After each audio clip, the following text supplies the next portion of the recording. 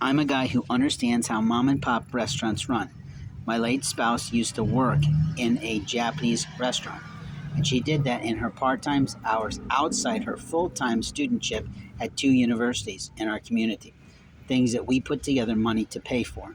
That meant we were scrimping and saving and doing things economically and always have lived that way because the future is untold. And people often live way too bold for their means, and that's not wise.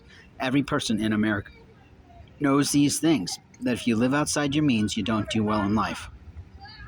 Some of us are fortunate in that we have relatives someplace, somewhere that can help us when there's a challenge. But then there are other families like mine that are more inclined to abuse people in their indigence. And I don't like that.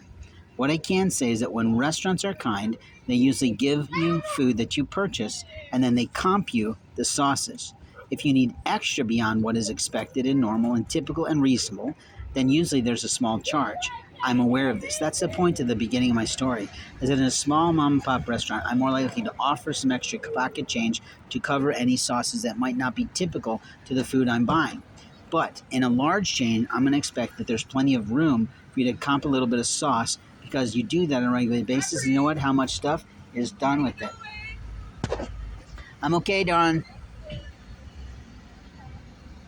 Now, BC46839. I'm thinking that was cute, but I'm not sure. Haven't seen her in some time. Anyway, I do get called out in the community for folks who know me, and the black folks in this community are, generally speaking, of a certain age demographic and station, very kind to me, and I appreciate that.